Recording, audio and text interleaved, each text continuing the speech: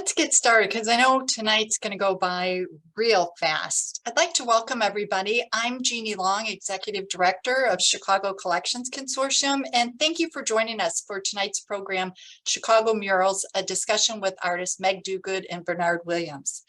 We'd like to begin with acknowledging the funding from the Terra Foundation of American Art for their generous support in tonight's program, which is being presented as part of Art Design Chicago Now, an initiative funded by the Terra Foundation for American Art that amplifies the voices of Chicago's diverse creatives, past and present, and explores the essential role they play in shaping the now. Please check out the Terra's website for additional information on their programs. And I'd like to give a shout out to another Art Design Chicago program being hosted by the Chicago Humanities on September 18th, a Pilsen mural tour with artist Sam Kirk. So jump on their website and be sure to register for that event. Additionally, many of you are quite familiar with Chicago Collections already, so you know we're a consortium of over 60 member institutions comprised of museums, libraries, and organizations, all working together for the preservation and promotion of Chicago's history and culture. Now, we do this through our cornerstone initiative, Explore Chicago Collections, which provides free and open access online to our members' archival collections.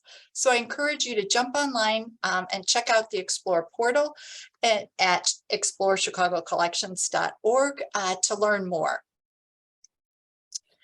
Additionally, CCC's Explore portal and related programming are supported by our generous donors shown here tonight. And CCC in 2022 is proud to be celebrating our 10-year anniversary. We invite you to jump on our website under our anniversary and events page to check out for a complete listing of upcoming programs and events not to be missed.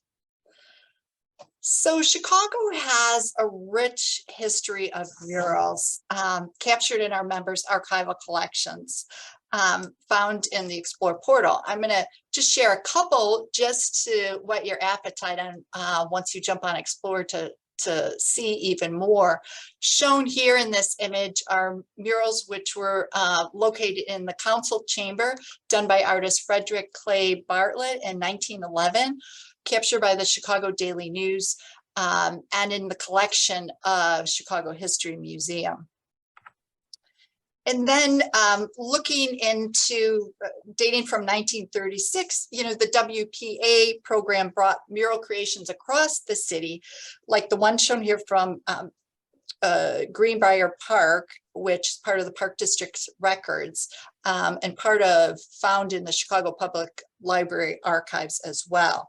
So it's just a quick sampling of the archival records that have captured murals from the past. So please, when time allows, jump on CC's Explore portal to learn more of Chicago's rich historic murals. But with all that being said, we'll come back to 2022 in tonight's discussion with artists Meg Duguid and Bernard Williams. Meg, should we begin with you? And if you could give us a little brief overview on talking about your work at Wabash Arts Corridor. Sure. And you know, you can just go right to some images.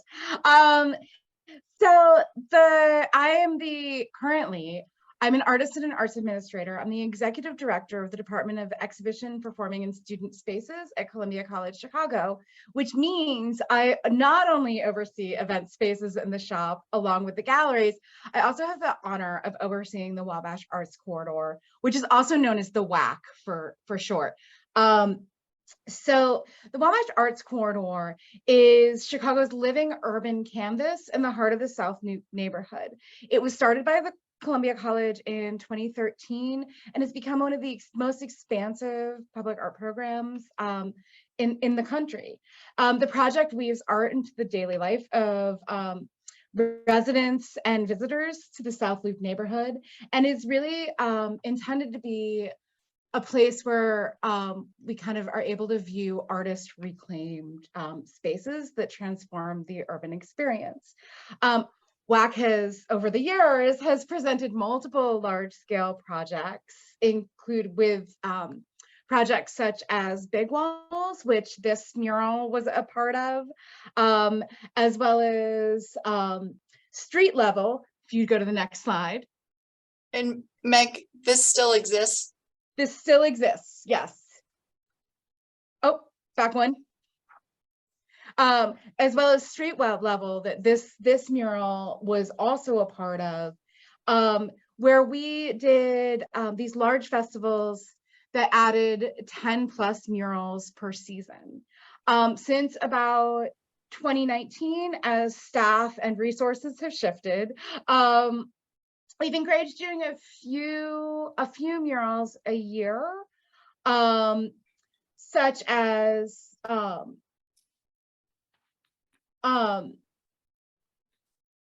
gonna stop back. Hang on. I'm gonna step back one section. Go to the next mural. This one was also a part of street level, and I don't ever want to not show Gloria Talamontes' amazing mural.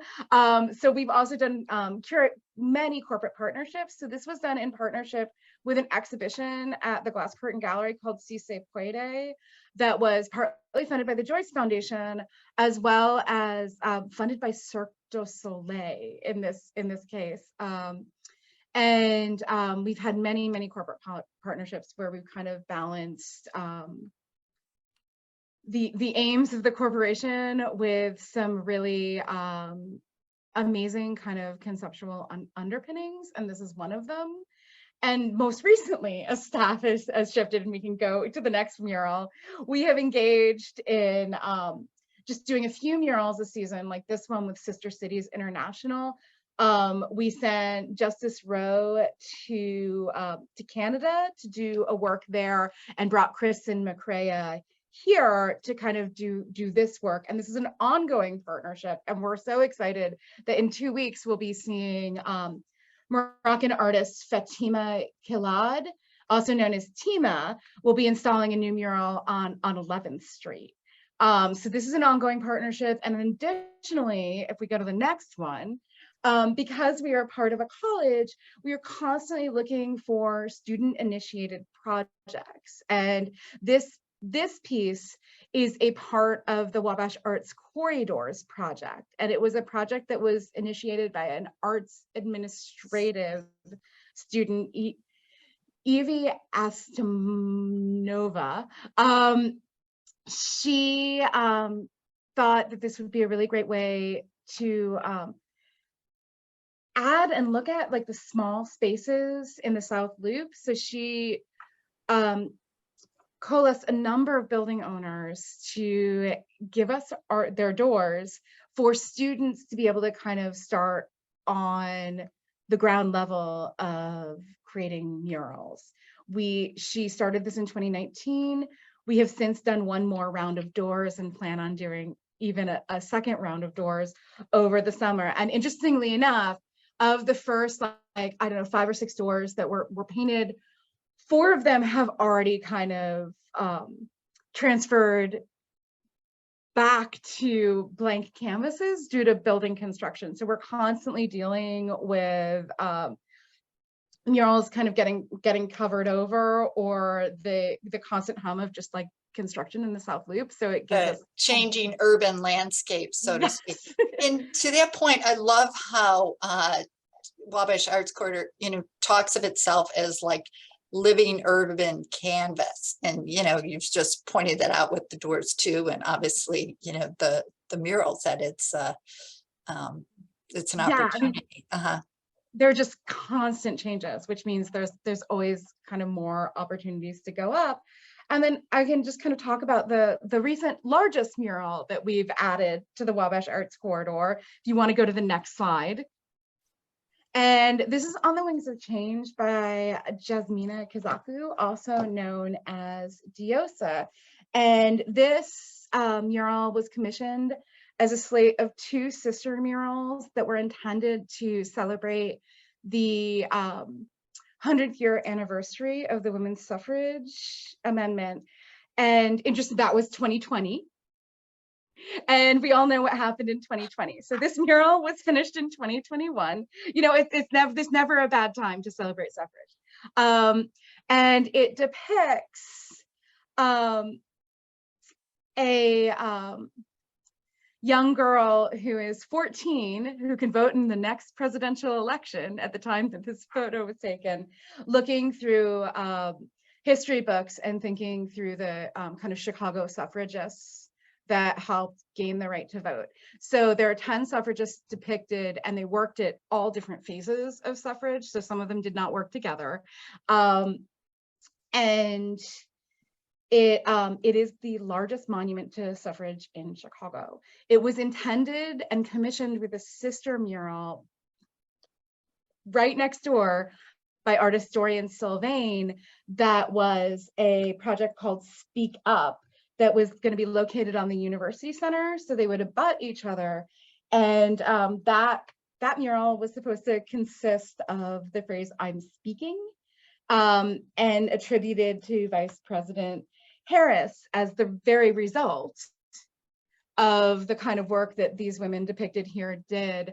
That mural was abruptly canceled the day it was supposed to install by the parking lot owner next to the that owns the lot adjacent to the wall that it was on. He determined that he felt the what the neighboring property owner wanted to put on the property was too political to be next to his lot, and did not grant us access to put the mural up. Yeah, back to the politics and everything. Yes. Yes. And, all of it. So we are working on another location, and we're hoping that it will go up in spring of next year. As you can imagine, we've had to refundraise as well for a significant amount of money, because what we didn't want was the artists and the assistants to go without payment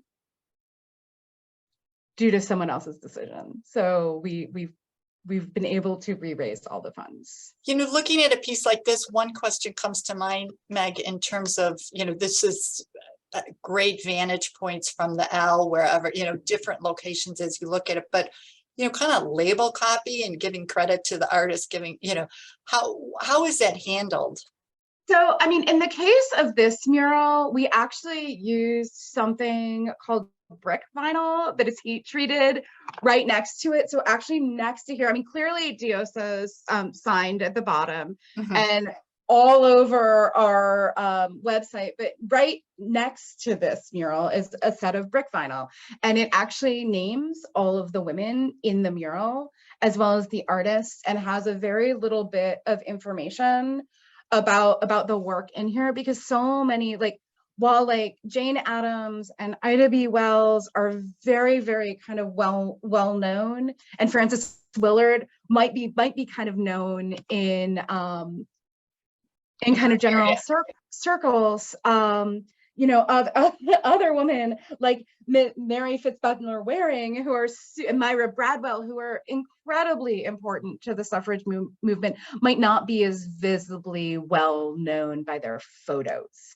So we really wanted to make sure that that not only was the artist credited, but that the women were credited. And I believe on that vinyl, definitely on the website, Vanessa, the girl who posed for this picture at age 14, is also kind of listed on there, as well as I believe the whole production team. And on the topic is the Frances Willard House is a proud member of Chicago Collections Consortium, I might add. You know, incredible archives and research to further knowledge on this topic. So, oh, it's really interesting. Thank you. And that, I mean, that kind of wraps up everything, our kind of current projects. And it's, you know, like many organizations, we took a hit during COVID. So there are some things that are out of date. We've had many buildings go up over murals, literally just in the last 6 to 8 months. There's been a big construction boom. So we're working on updating our map to reflect our current times, and then we are thinking forward to a strategic plan about how to have, you know, these kind of big moments where we're adding 10 murals at a time, punctuated with these kind of regular programs like door programs and exchanges and things like that. And that was going to be my next question, Meg. You had mentioned, you know, several projects a year, but how does that calendar relate to, is it a set, you know, specific, we do 3 street level, we do, you know, we have the funds for, I mean, is it fluid in that discussion? It's very fluid. I mean, the Wabash Arts Corridor has always been a zero budget initiative of Columbia College. So but that does not mean we don't pay our artists. We pay our artists and we pay them well. But it just means we raise every dollar out from outside of the institution. That's outside of literally my salary. And as you have heard, I do this among a very other large set of jobs. So with that kind of initiative, we are flexible and fluid. And what we really concentrate on is getting artists' voices heard in a way that provides equitable pay that meets with the kind of exposure we're able to give. So some of our projects work on a very, very rolling basis, but we're hoping to take this year to really strategize with our partners how to create maybe a triennial festival where we really are adding very specifically a certain number of murals as a neighborhood, and then punctuated with what's a little saner given our resources and our staffing of a few ongoing projects. And I know Bernard will touch on this in our conversation regarding Chicago Public Art Group, but your engagement with Columbia students as well in terms of these moments, or? Yeah. And we have, I mean, not only do students kind of activate the Corridors project, and often it's their very first mural and what's hopefully a longer history, and they help us at every level, including making images, doing social media posts, sometimes actively helping painting on walls, helping to set up our spaces, helping literally to carry water sometimes. And they're really kind of active at all levels of the process, because we have regular student workers, we take on paid student interns through the college. You know, I'm going to use the word paid a lot here because it's so important. Thank you for that. Yes. Yeah, it's so important. Very important. To just kind of not only recognize people for the labor that they have provided, but also ensure that they're paid and can pay their own rent. Because so often we or artists are approached and people are like, I want one of these murals, and they're like, and we break down how much we think it's going to cost and what our timeline is, and sometimes people look at that and they go, really, this is how much it costs? And you're like, yes, this is how much it costs if people want to pay their rent. But we can break it down. I don't tend to break it down per square foot as some artists I know do. I break it down often by amount of time. Mm-hmm. Like, we think that this takes about this kind of time. And I mean, Jasmina, going back to kind of this wall took, I don't know, almost a month. It's an 80-foot mural. It took almost a month. She had one assistant, and during that month, there were, some rain days, there were some wind days that we had to kind of shocking in Chicago, yeah, right, bag off. But like on the days that she worked, she'd start at like 7 in the morning and end at 7 at night. So these are often extremely long days, and watching it go up is like the artist performing magic in front of everyone's eyes. It goes from what is known as like, this one went from like a doodle grid that literally looked like cartoons going all the way down the space to just like one kind of part going up at a time that was just like completely perfectly rendered. And it was absolutely like magic. Yeah, it's incredible. Thanks. Let's jump on, Bernard, and if you could share with us a little bit about Chicago Public Art Group and some information there. Sure. That was great, Meg. Thanks. I think a lot of us have been kind of curious about a lot of the Wabash murals. You know, some of them are really large and kind of dramatic, and you know, it's nice to kind of get some background on where all of that comes from.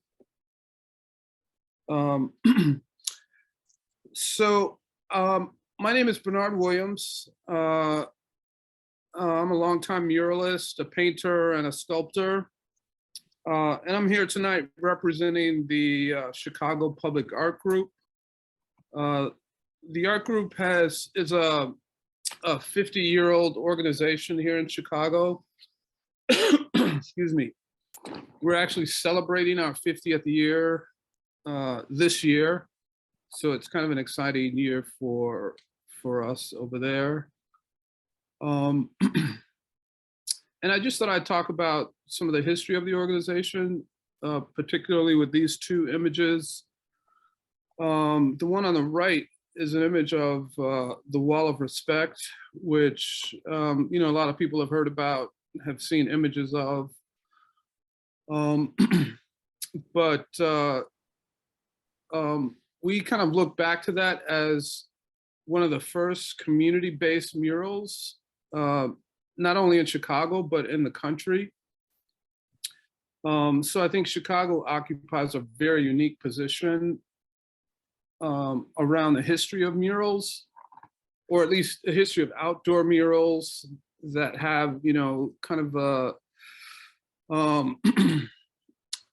a community connection.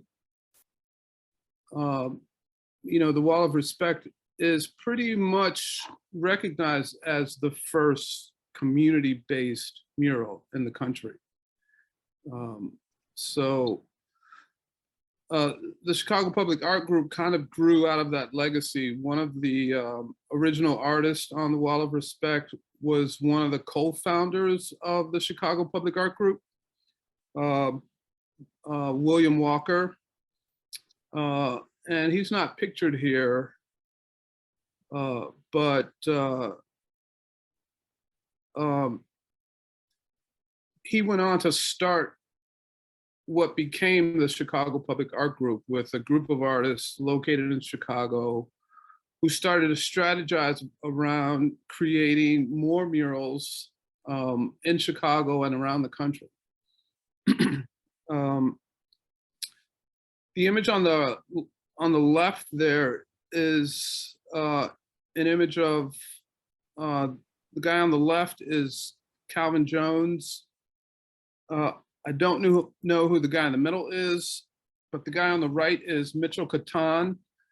And they were kind of like the second generation from the Bill Walker generation. And they, you know, started to make murals pretty prolifically on the south side of Chicago.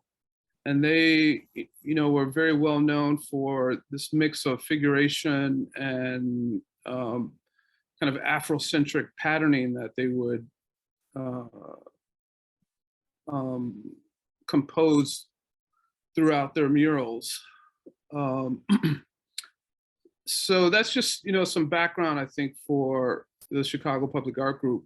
Maybe when you think, Bernard, like 50 Sure. years, I mean, it's just amazing. And to have it really stem from its initial start with the community and yeah. As you said, the Afrocentric, but you know, the colors are just so incredible, you know, for the viewers and the engagement. And we'll dive into this with Meg too, in terms of you know, community response and things like that. But I think that's what Chicago Public Art Group does so well in terms of that sensitivity to the community, which the people who are living with the work, you know, have a voice in that. So. Right. Yeah. Maybe with the next image, I thought I'd talk a little bit about some of the other work that we do is the restoration of some of these older murals. And this is an image taken last summer, well, maybe last fall. I can't remember exactly. Actually, I think that was taken this spring. Because we COVID time, yeah. yeah, well, we finished that restoration around November or December. It was really cold out, so we decided not to do the dedication for it until the spring. So that was earlier this year. But this is a mural that was done in 1974, so it's like a really old mural in a lot of ways. It's called The Packing House Workers. It's a piece that celebrates the meatpacking industry. I think that building was an early home for that the union that represented the meatpackers, if I remember correctly. And it's a pretty elaborate mural that again captures some of the history of meatpacking and some of the struggles for you know, equal wages and work schedules and things like that. So that, you know, that work has been something that the organization has taken on with especially some of the older murals. But even, you know, we've got murals that were done in the 80s, even some in the 90s that are in need of restoration. So that's a program within the organization that is kind of ongoing and I think pretty significant, you know, as, you know, mural programs go. And maybe we can move on to the next image from there. This is an image of one of the workshops that we might do in a community in preparation for, you know, a public work. And that's me in the far left corner of that photo. And then in this case, like you invite community in for discussion on what is, you know, knowledge sharing, what's happening, what we think, what do you think, that Right. information moment. Right. Yeah, you know, what happens at, you know, the Chicago Public Art Group is, you know, an organization might, you know, come to us, you know, maybe based on our history with doing murals around the country and certainly around the city. And actually we've done more murals around the city than not necessarily the country. It is pretty much a Chicago-based organization. So an organization might come to us and with a desire for a work, you know, we don't just connect an organization with an artist. We really try to put together a process where, you know, that community can begin a conversation about what they really want and what that project should do and what it should say. So we start with a number of discussions like this one, just kind of making a list of the concerns and the interests within that particular area. One of the things that I like to do is this workshop where participants actually make something. And in this case, you know, I introduced them to a really simple kind of cutout paper process where, you know, after we make a list of these ideas and themes, we try to make it visual. So I kind of coached the group through the making of some kind of visual image that relates to the important ideas. So that's what's going on in this photo. And they become really productive discussions. And, And typically, Bernard, how long a process is that? Because, that could go on, and what time allotment given for that community engagement of, okay, we're going to move forward with this. right. Yeah, it's usually 3 or 4 meetings that are spread out over, say, a month or 2 months, depending on scheduling of things. So, there's time to kind of generate some initial designs, within that meeting time so that they can see the site develop and they can contribute ideas, within the designing phase of the final artwork. And that's a really important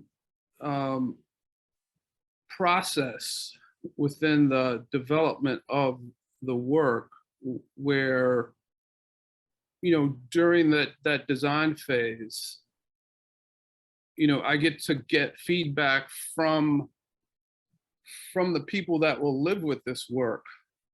So, we can adjust things along the way. We can add some material that maybe the local historian thinks is really important and was not included. Or, maybe there's a community member who had a very particular experience that is somewhat historical and monumental for that area. And we can figure out a way to, insert that moment, that idea into the sculpture. And Bernard, are these projects like forecasted with forever timeline in terms of when they're put up? And in the case of of a community mural where it's installed with the idea that it's not going anywhere, it's here. Yeah, most of them we think about as permanent works of art. So we expect them to be around for, 25, 30 years. And the same with your public sculpture pieces too, then, as well. Yeah, absolutely. And maybe we can go to the next image with that.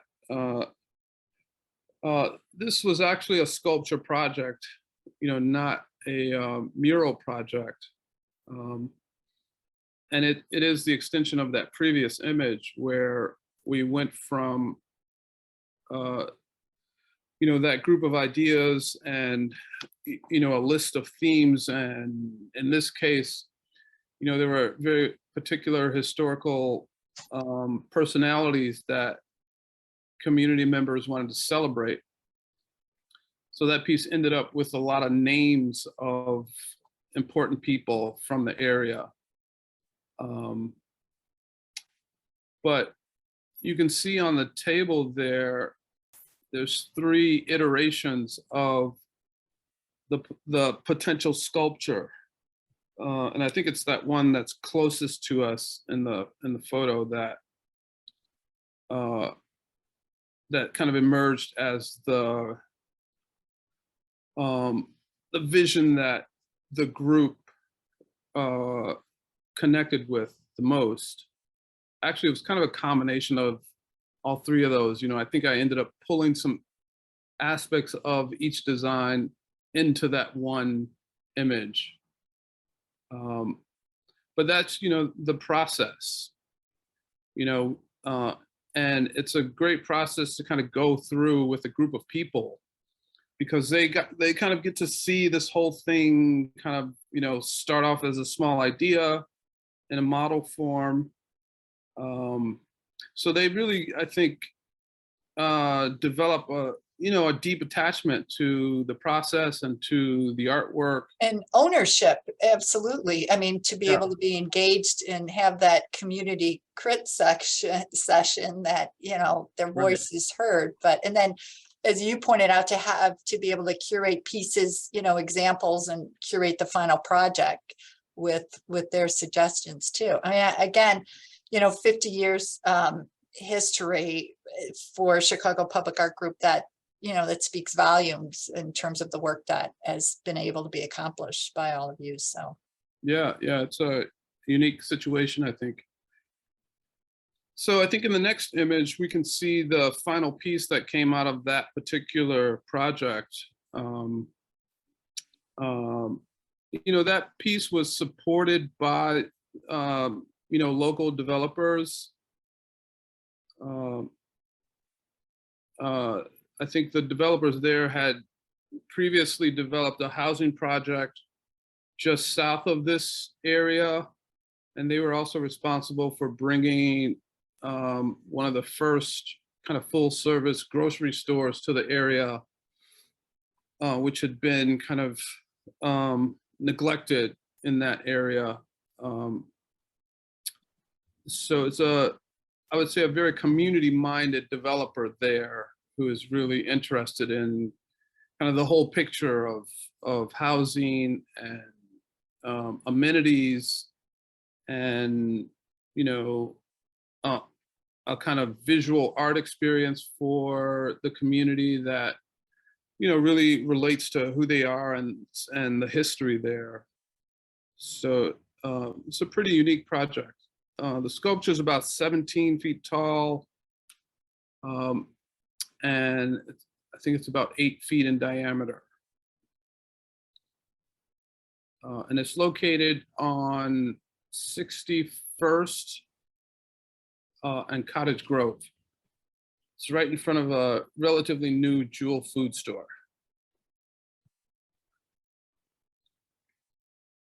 great. Thanks, Bernard. Yeah. I wanted to post contact information for both Wabash Arts Corridor and Chicago Public Art Group. And also, Bernard and Meg would be interested in answering any questions as well. Be sure we'll further our discussion, but feel free to post them in our Q&A. And if you have any additional questions on Chicago collections, please contact us, and we'd love to hear your ideas for future programming too. But let's dive into our conversation as it relates to, these topics of community engagement, preservation, documentation. I'm speaking from the Chicago Collections Consortium perspective of, not only the preservation, but the archiving in terms of having those images. It's so important to have the proper images to be able to see once these things, go away. I think of, Meg, you made reference to ghost murals. I think of the one on the Roger Brown House on Halsted, a ghost mural of an advertisement, or Carl Worsum's mural on State Street, that the changing time, and so reflective as they age too, of how our city's changing. But to pose it though, in terms of both your organization, the priority for documenting in stages, I guess, of the process, photographing it, and then thoughts on how that information is shared. What have you learned in that process? And I can go first. As a young muralist, I remember with the Chicago Public Art Group, part of every project that an artist was involved with, the artist was required to submit a kind of full documentation of the project. So we had to take photographs of the piece in process. So so there's good documentation of the beginning of the project, and we're also photographing as we develop a wall or a sculpture. That process gets typically documented in photographs. More recently, there has been some video activity during. That's what I was wondering. Different mediums to capture it. Yeah, there's a couple nice videos that the organization has done. There was a really nice one for the sculpture that I just showed. So, you know, there has been a big effort to keep all that information. I know for a long time there was a big file cabinet, you know, at the office that was just filled with slides of all the projects. And I think more recently they've been attempting to digitize that information and make it more accessible and just you know, organize it more. I think, you know, I think we are struggling to organize all that material, but that process does seem to be underway of getting that done, which is kind of exciting.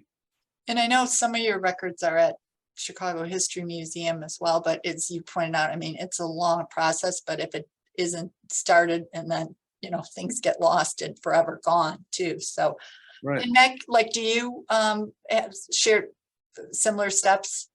Yeah, I mean, we don't have this same 50-year history. So in 2013, there were digital cameras, so that took still decent photos. We have been lucky enough to have an interested community member, Sandra Steinbrecher, who really came to us, and then we pay her for her services. Again, you know, always like to pay people, who was very interested in watching murals go up. So she started to share the photos that she was taking, and eventually has become kind of our de facto in-house photographer on many of our larger projects. And, you know, it was really amazing to kind of have her perspective. We also have a cavalcade of students that we send out who do both kind of video and photography on occasion, and also more recently video. And it's really interesting to see how our formats have changed a little bit. Like I have more square photos now than I did a few years ago because of Instagram, right? So as our students are kind of dealing with new technology or different ways to share technology, I suspect we're getting on TikTok soon, because I have students who want to be on TikTok, so there'll be more than video content. The organizing and the sharing of those, I mean, all of our projects are on our website. We just did a big look at all of our projects to see what had been covered over, what hasn't aged very well. So we have a kind of list of what we think is up for what walls we think are up for new murals, and then what has just been covered over or lost due to building construction. And we should be updating our website soon to keep the murals there, but the mural documentation there, but to make it clear that the project is gone. And I just, you know, I want to kind of go back to something that Bernard was talking about in terms of like restoring the actual mural, because I think it's such an important thing that Chicago Public Art Group does to keep these like historical murals, or these murals absolutely present and prescient, because they fade over time, right? Like the sun, the weather, the whole deal. And we were just able to like we had a mural by Renee Robbins called X Marks the Milky Way that's behind the Trader Joe's on Wabash, in case anyone is parking in that lot. And someone ran into the garage door that is in the center of that mural, and the building owner, I mean, that accident was so our luck, because the building owner reached out and asked, rather than painting over, you know, the mural, asked if she could come in and restore it. And she just finished that restoration today. And it was the very first mural that we've ever restored on the Wabash Arts Corridor. And I, you know, going back to like Bernard and that 50-year history and how absolutely important it is to hold on to some of that in real life rather than in just photo documentation. And, you know, but the costs associated with not only getting the murals up, getting those public pieces up, but the costs associated with the preservation of them, the costs associated with the documentation, you know, there's a lot involved. And as we all know, anything's possible with funding. And with that being said, speaking of funding sources, because you referenced this, Meg, too, but, you know, be curious as to, you know, are they coming, you touched upon this, but, you know, individual donors, foundations, is it, you're obviously put on the development cap for, you know, if it's a specific subject, you know, all those things that any non-for-profit has to work for the moment given. So, but typically, if, you know, to draw the line, what are your main funding sources? Where are they coming from? With us, you know, it's typically private funders. Like individual or? Well, no, I guess it's institutional, you know, it's not really corporate money, although occasionally there has been some corporate interest in actually restoring a mural for one reason or another. So we've actually had 1 or 2 murals that have had corporate sponsors for restoration. The Packing House mural that I showed a little earlier, that restoration was funded by the National Academy of Design out of New York. They apparently have a program of preserving important murals around the country, and somehow selected that particular mural, or at least I think maybe it was them selecting our organization, and then we prioritized that particular mural as being in need. There's a lot more need for restoration than there is funding around. Mm-hmm, mm-hmm. So, or at least, somebody has to find the funding. So we've got a nice handful of murals that are really kind of, I would say, in danger. Yeah. So the need is great for that kind of support. And, our organization is doing a good bit of work, looking for that kind of funding. No, and again, reality moment for the work that you're doing. And that's why these conversations are so important, to really share that all that's involved. And it's, because between weather, elements, graffiti, cleaning up, et cetera, they're all really hard costs too. And a lot of times those are the types of things that aren't as glamorously funded, but so very necessary too. So, right. Yeah, and Meg, do you get individual donors? So we have, this actually we've always had a handful of individual donors, but in the last year or so, we finally have a website as a part of Columbia's development operation where people can donate directly to the program. But that was basically the first time in nine years that we had that. And we do some individual donations, foundation, anywhere we can, right? Foundations, grants, corporations, lots of building owners will pay some significant funds to really put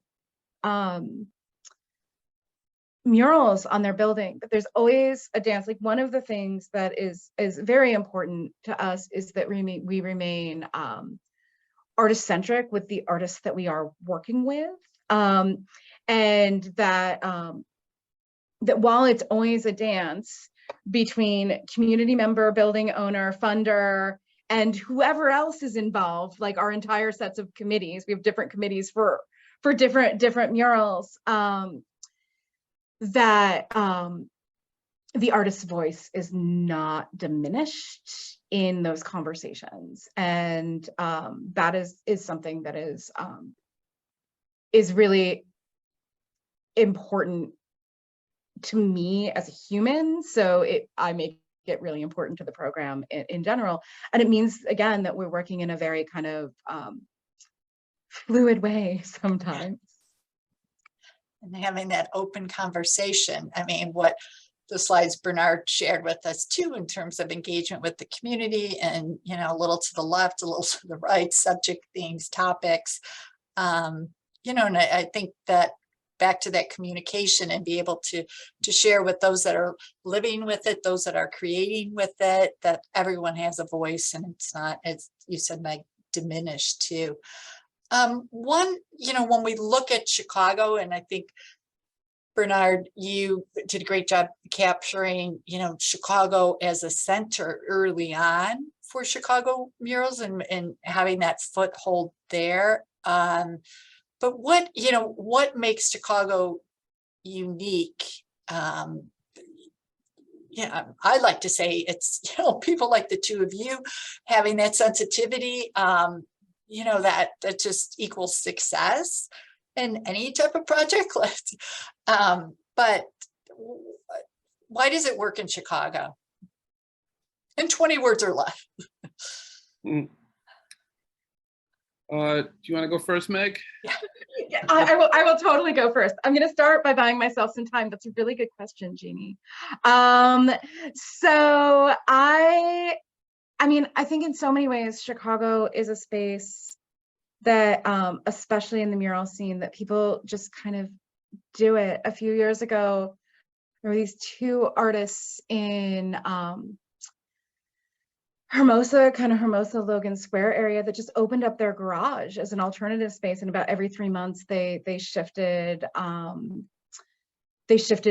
mural on it as an artist-run project, which was kind of amazing. And I feel like that ethos is shared all over Chicago. There's so much artistry kind of everywhere, and people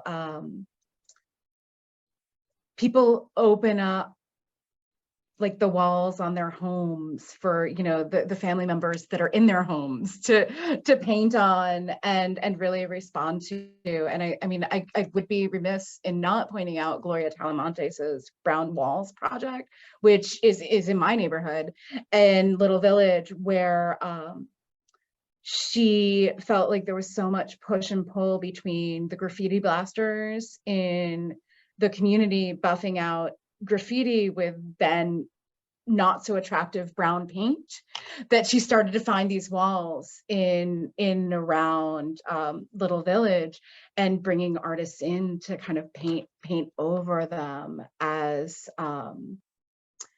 really this signifier that these walls are actually for the community and not necessarily the people who are graffiti blasting over them. And I feel like there are projects, although with different content, all over the city that are like that. You can, you know, walk all over the city and see people who have opened up their garage, have something on the side of their building, have this little enclave of just really neighborhood produced work. I agree, Meg. I really think Chicago was unique in the sense of it being so open and sharing, and you know, that willingness to experiment. Why not? Let's try it. Let's try it together. And Bernard, what are your thoughts? Yeah, I think like Meg has mentioned, you know, there is a kind of grassroots interest and passion around murals and outdoor art. So, you know, individuals can get involved, community centers can get involved, you know, and various types of organizations can, you know, make a request and fundraise and, you know, get a work made. I will say that I think, I don't think Chicago has really reached its potential for what could happen with murals and with art, you know,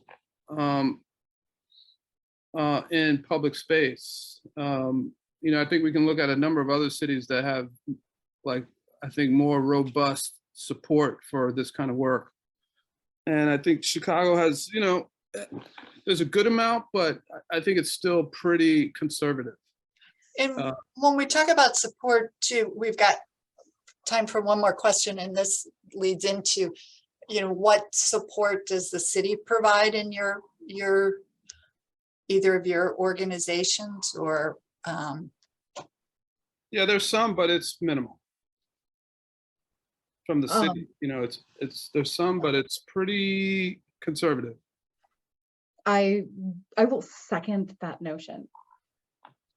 and And is it- I mean, I guess, I mean, here you can't help but like look at like Philadelphia Mural Arts and think about like the kind of support and the kind of projects they're able to kind of carry out.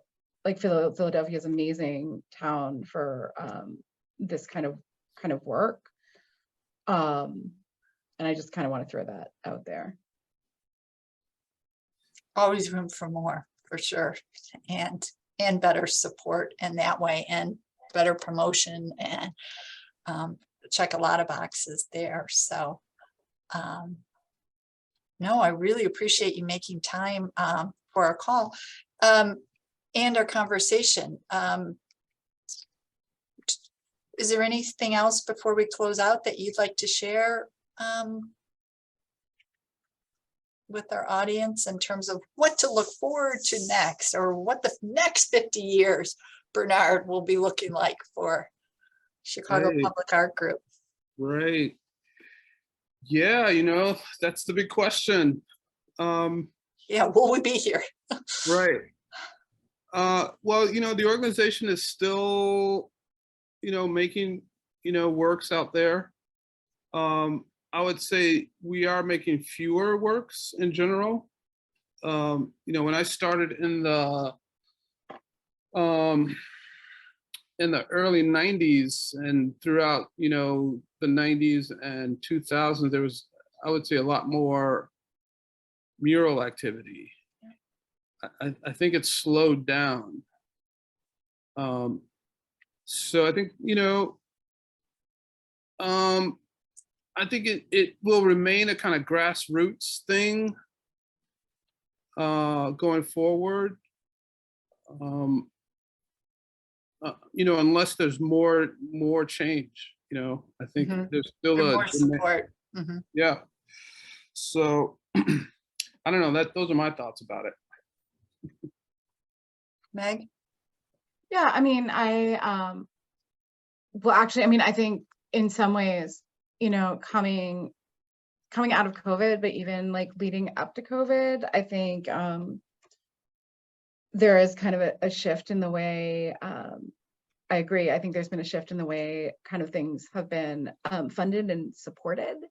And, you know, I just kind of want to echo that idea that there's like never enough art, and especially never enough public art that is really kind of working with the people who are like, you know, local to that block. Yeah. Can't Can't stress that enough, right? Exactly. Or other things like that. And that the city, as it kind of I know it has just put out another kind of a set of public art tenants. And I mean, I really, you know, think that